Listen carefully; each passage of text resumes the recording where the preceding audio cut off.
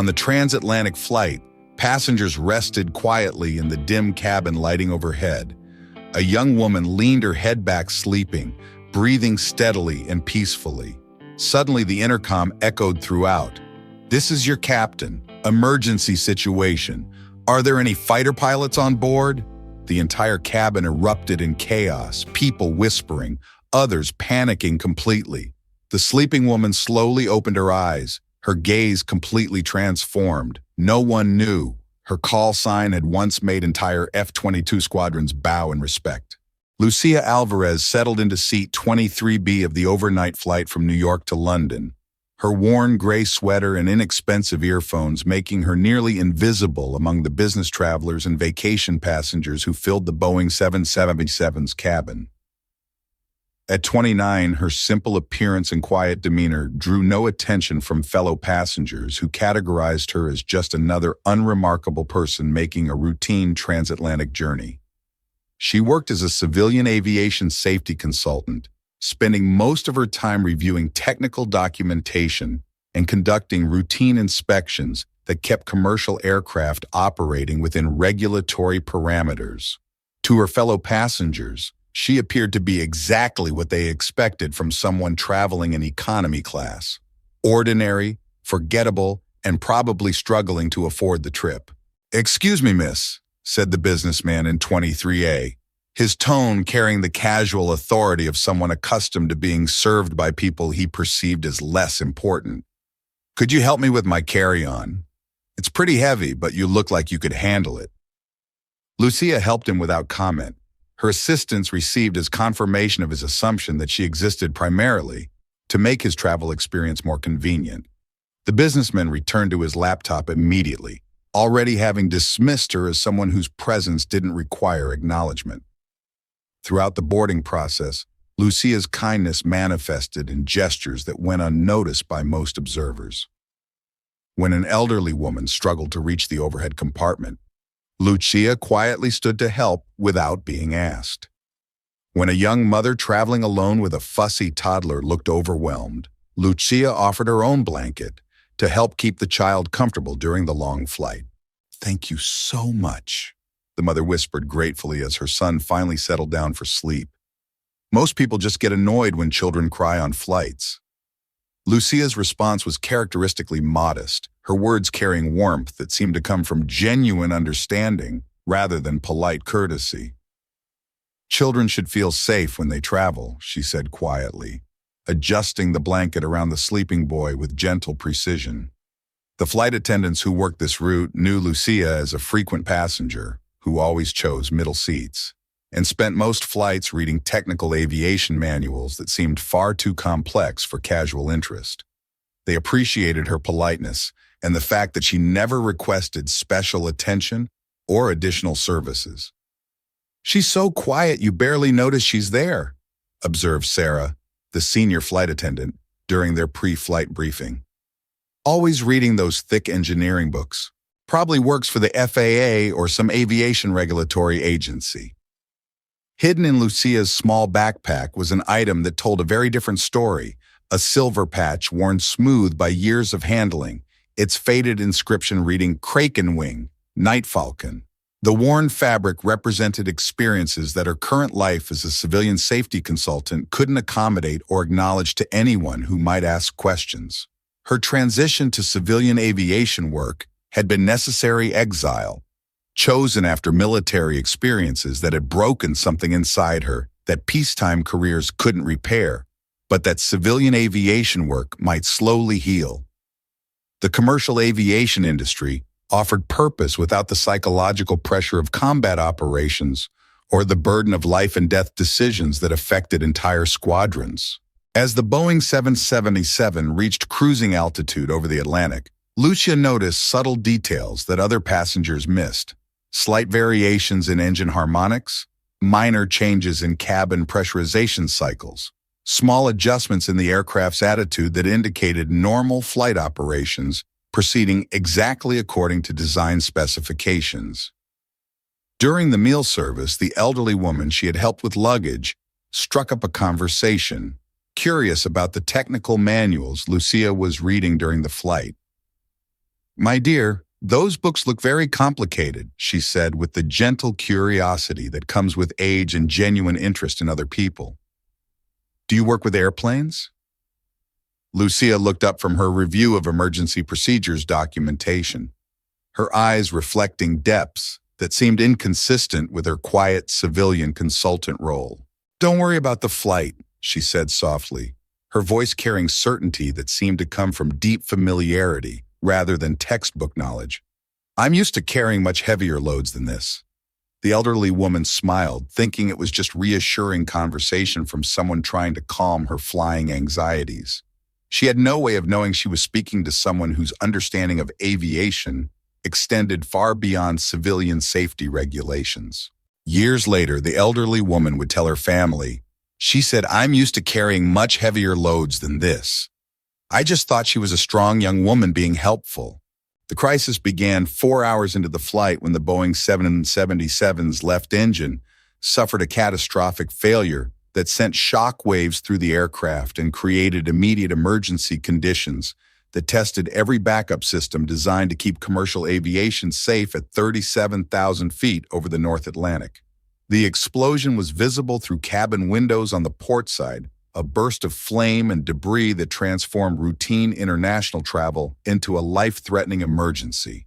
The aircraft lurched violently as asymmetric thrust created control problems that challenged the flight crew's ability to maintain level flight in conditions that pushed both pilot skill and aircraft design to their limits. Ladies and gentlemen, this is Captain Rodriguez, came the announcement over the intercom, his voice carrying professional calm that couldn't entirely mask the strain of managing a crisis that exceeded standard emergency training. We're experiencing mechanical difficulties and may need additional assistance. Within minutes, the situation deteriorated beyond normal emergency protocols when Captain Rodriguez suffered what appeared to be a stress-induced cardiac episode, leaving First Officer Mitchell to handle an emergency that exceeded his experience with a critically damaged aircraft over one of the most dangerous stretches of ocean in the world. The cabin filled with barely controlled panic as passengers processed the reality of their situation. Engine failure over the Atlantic, with incapacitated flight crew and no nearby airports capable of handling emergency landings for large commercial aircraft. That's when Captain Rodriguez's voice came over the intercom again, but this time carrying desperation that professional training couldn't conceal. This is your captain speaking. We have an emergency situation.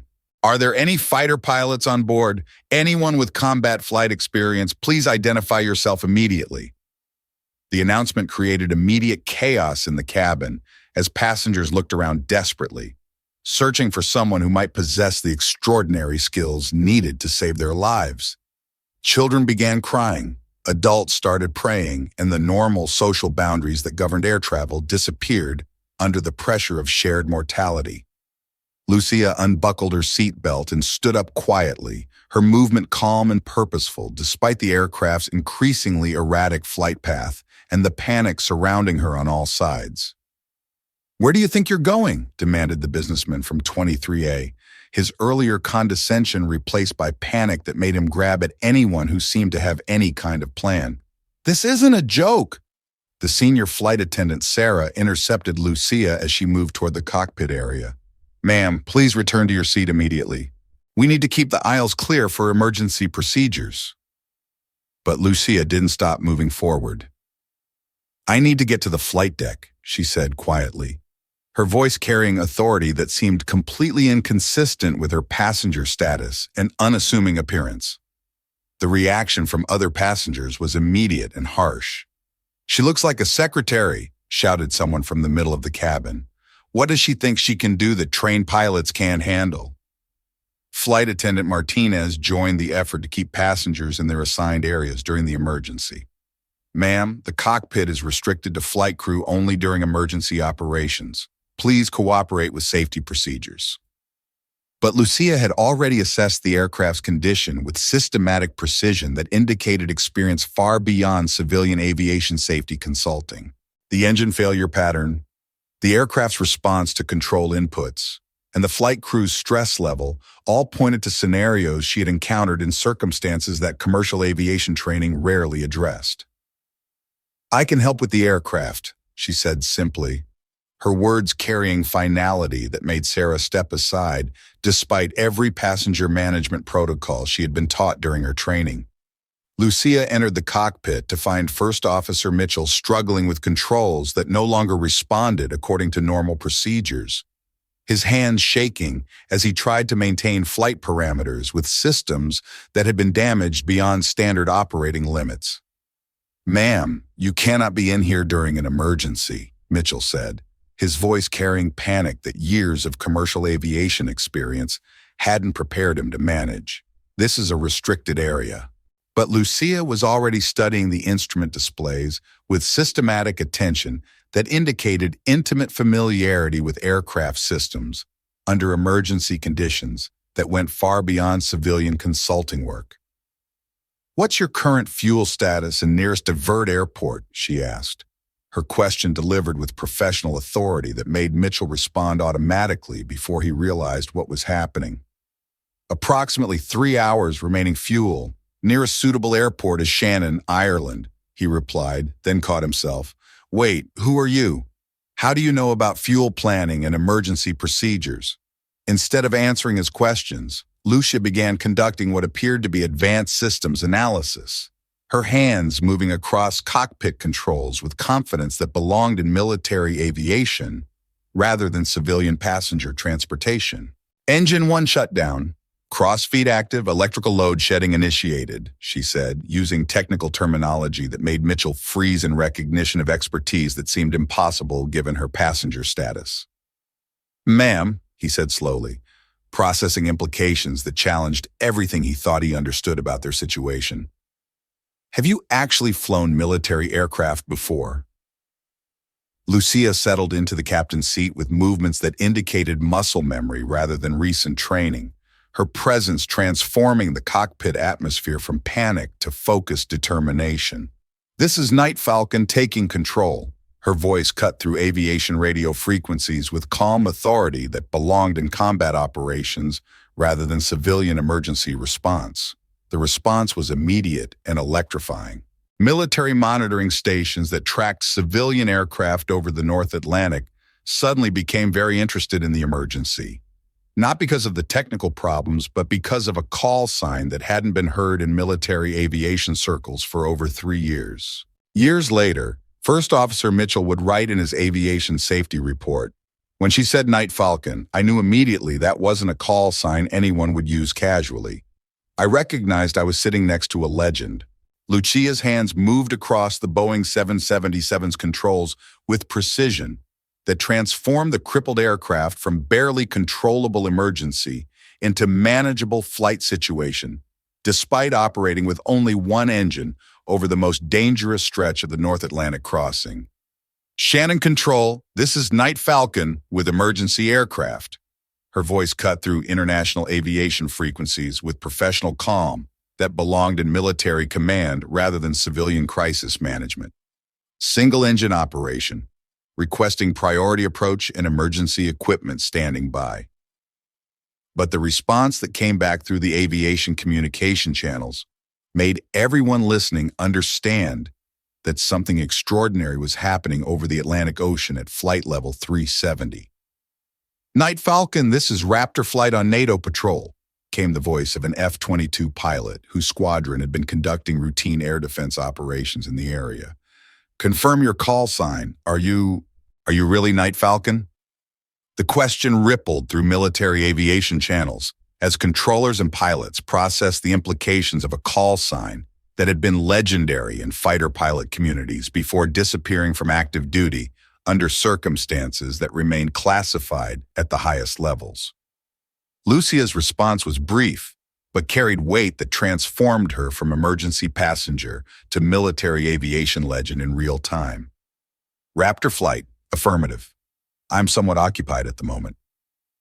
In the cabin behind her, passengers who had dismissed her as just another ordinary traveler now gripped their armrests as the aircraft executed maneuvers that seemed impossible given their emergency condition.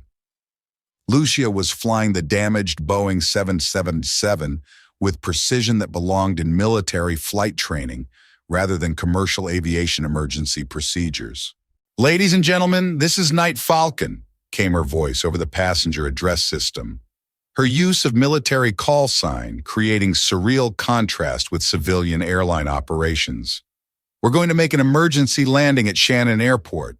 Please follow all flight attendant instructions and prepare for emergency procedures." What happened next would be remembered in aviation circles for decades to come. Lucia brought the massive commercial aircraft down through weather conditions that should have made single-engine approach impossible, using flight techniques that pushed both pilot capability and aircraft design to their absolute operational limits. "Emergency aircraft, you're cleared for approach runway 24, came the voice from Shannon Control, where emergency crews had positioned themselves for what everyone expected to be a challenging emergency landing with potential for significant casualties. Lucia's approach was so precisely controlled that ground observers couldn't immediately tell the aircraft was operating on single engine until they noticed the asymmetric configuration of the wing-mounted power plants. She compensated for thrust differential with control inputs that required understanding of aerodynamics that went far beyond commercial pilot training requirements. High above the approach path, a formation of F-22 Raptor fighters had quietly taken escort positions, their pilots understanding that they were witnessing something that connected civilian aviation emergency response to classified military aviation history. "Raptor flight. This is Night Falcon." Her voice came through military frequencies as she continued the precision approach that was saving 247 lives. "Appreciate the escort formation." The landing execution demonstrated capabilities that belonged in advanced military flight training rather than civilian emergency response. Lucia touched down with control that made the single-engine emergency landing appear routine, despite system failures that should have made survival statistically improbable. When the Boeing 777 finally rolled to a stop on Shannon Airport's runway, surrounded by emergency vehicles and rescue crews, the cabin erupted in cheers and tears as passengers processed their survival of what should have been a fatal ocean crossing emergency. But Lucia was already completing post-flight shutdown procedures with systematic precision that indicated training far beyond civilian aviation requirements, her movements reflecting military discipline that had been concealed beneath civilian consultant appearance. "Ma'am," First Officer Mitchell said quietly, his voice filled with respect that hadn't existed at the beginning of the emergency. "I need to know who you really are." Lucia looked at the first officer, whose life she had just saved along with everyone else aboard the aircraft, her expression carrying depths that made her civilian aviation consulting work seem like careful camouflage rather than career change. "I'm Lucia Alvarez, aviation safety consultant," she said quietly, her words carrying truth without revealing the complete story of her background and capabilities. "And sometimes I'm Night Falcon." The implications rippled through everyone who heard the conversation. Night Falcon wasn't just a military call sign. It was a reputation built on F-15 Eagle missions that had become part of classified military history before the pilot disappeared from active duty after Operation Steel Rain. As passengers began evacuating the aircraft through emergency slides, many stopped to thank Lucia for saving their lives. The businessman from 23A, who had dismissed her as unremarkable support staff, found himself speechless as he processed how completely he had misjudged someone whose capabilities extended far beyond his ability to comprehend. The elderly woman she had helped with luggage approached her with tears streaming down her face, her voice carrying emotion that decades of life experience couldn't suppress. "My dear child, I don't know how to express my gratitude," she said, her words encompassing not just personal survival, but recognition of extraordinary competence revealed under impossible circumstances. Lucia's response reflected the humility that had always characterized her approach to both military and civilian service, even when that service involved capabilities that most people couldn't understand or appreciate. "Ma'am, I didn't save anyone to receive thanks," she said, her voice carrying the weight of someone who understood that recognition was less important than the people who were going home to their families. "I flew because it needed to be done." Through the aircraft's communication system, the F-22 pilots who had escorted her emergency approach offered recognition that connected her civilian heroism to her classified military service record. "Night Falcon, this is Raptor Flight," came the formal transmission that everyone monitoring aviation frequencies could hear clearly. "Welcome back to the sky. The airspace is yours." The phrase carried weight that transcended normal aviation courtesy, representing acknowledgement from active military pilots that they had just witnessed something that belonged in aviation history, rather than routine emergency response procedures. Lucia removed her headset and prepared to leave the aircraft as just another passenger. But everyone who had been aboard Flight 447 would remember the day when someone they had overlooked revealed capabilities that saved all their lives. If you believe that one voice can make F-22s break their silence, type in the comments, "I owe a debt." Lucia walked through Shannon Airport's terminal with the same quiet efficiency she had shown before the emergency, declining every interview request and avoiding the international media attention that followed major aviation incidents involving mysterious heroes and military call signs. Airport security tried to facilitate press conferences and recognition ceremonies, but Lucia had already disappeared into the crowd of passengers, emergency responders, and curious onlookers, leaving behind only questions about how a civilian consultant had possessed the advanced flying skills necessary to execute one of the most successful emergency landings in transatlantic aviation history. "We still have no official identification of the passenger who saved Flight 447, reported CNN's aviation correspondent, standing outside Shannon Airport where investigators were reviewing flight data that showed piloting techniques far beyond civilian training parameters. Military sources confirmed the call sign Night Falcon was used by a classified pilot, but no further information is available. Within hours, the story had reached military aviation communities worldwide where Night Falcon's call sign carried legendary status among fighter pilots who had studied her tactical innovations and mission records that remained classified above top-secret clearance levels. The next morning's international headlines read, "Anonymous woman saves 247 lives. F-22s honored her call sign." The articles contained more speculation than facts about how someone with military fighter pilot capabilities had been traveling as a civilian passenger on a routine commercial flight. More importantly, the incident began changing conversations about assumptions and recognition in ways that extended far beyond aviation. Passengers who had dismissed Lucia based on her appearance and economy-class seating began questioning their own judgments about people's capabilities and backgrounds. "I almost prevented her from saving our lives," Sarah, the senior flight attendant, told reporters at Shannon Airport.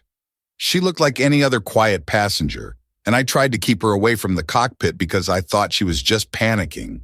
The passengers from Flight 447 began connecting through social media, creating a community bound together by shared survival and growing understanding of how completely they had misjudged someone whose quiet competence had saved all their lives. The businessman from 23A published a public statement through his company's website. "I treated someone as if she existed to serve my convenience, when she actually existed to save my life. I will never make assumptions about people based on their appearance again." That evening, Lucia sat alone in a small hotel room overlooking the Shannon River, holding the Kraken wing patch that connected her current civilian work to the military aviation service that had defined her understanding of duty, sacrifice, and the responsibility to protect people regardless of recognition or reward. "Miguel," she whispered to the memory of her fallen wingman, her voice barely audible in the small space that contained both her civilian identity and her military memories. "Today, I kept another sky safe for people who will never know your name." The emergency landing had revealed her identity to anyone who understood classified military aviation history, but it had also demonstrated that her transition to civilian consulting work hadn't eliminated her capabilities. It had simply redirected them toward protecting people in circumstances that required different applications of the same fundamental skills. Outside her window, commercial aircraft continued their routine flights across the Atlantic, their passengers never knowing that someone with classified fighter pilot training might be sitting quietly in seat 23B, reading technical manuals and helping elderly passengers while carrying skills that could save everyone on board if circumstances demanded extraordinary capabilities. The night sky over Ireland filled with stars that had watched her fly combat missions in places whose names appeared on no public maps, their silent witness connecting her past service to her present dedication to keeping people safe. Type, "I will live humbly," if you believe that true heroes never need introductions. This isn't just a story about an emergency landing that saved 247 lives. It's a reminder that we live in a world where extraordinary people often choose the most ordinary appearances, where classified military training transitions quietly to civilian careers, and where the person sitting next to you on any flight might carry capabilities that could save your life if disaster struck without warning. Lucia Alvarez's story teaches us something profound about the nature of service and the assumptions we make about people based on their current roles, their appearance, or their apparent social status, rather than understanding their complete life experience and background. Her choice to work as a civilian aviation safety consultant wasn't a step down from military fighter pilot service.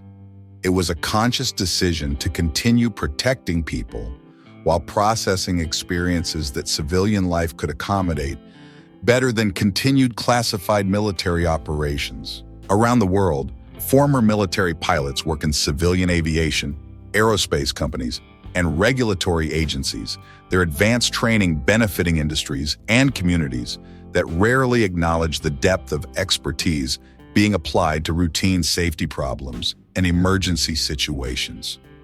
Military flight training creates capabilities that don't disappear when pilots transition to civilian careers or choose to serve in different capacities. The precision, crisis management skills, and ability to make life and death decisions under extreme pressure continue to inform every aspect of their civilian work, often in ways that colleagues and passengers never recognize. Lucia's emergence from civilian passenger to emergency pilot represents something deeper than hidden talent.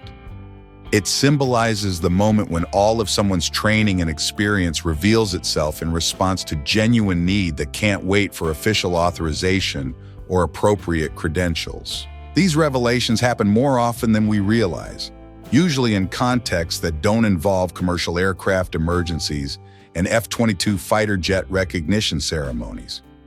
Every day, former military personnel use skills learned in classified operations to solve civilian problems, often without anyone understanding the depth of experience being applied. The assumptions that nearly prevented Lucia from reaching the cockpit represent all the limitations we place on people based on their job titles, their apparent social status, their gender, or their quiet demeanor, rather than recognizing that competence and heroism come in forms that don't always announce themselves. The next time you encounter someone who offers help in a way that seems beyond their apparent qualifications, remember Lucia Alvarez. Remember that military training often conceals itself behind civilian job titles, that extraordinary capabilities frequently choose modest presentations, and that heroes don't always look like what we expect. Maybe tomorrow you'll sit next to someone quiet on a flight, someone reading technical manuals while helping other passengers and asking for nothing in return. Don't assume they're just being nice or trying to pass time during a long flight, because you never know when the person you're overlooking carries exactly the skills needed to bring everyone home safely, with a call sign that makes military fighters break radio silence in recognition of capabilities that just saved your life. If you believe in stories that touch the heart like this one, leave a comment. And don't forget to subscribe to Ellen Steelheart Stories. We tell the stories that shouldn't be forgotten. Real people are creating and telling stories, not mass-produced AI.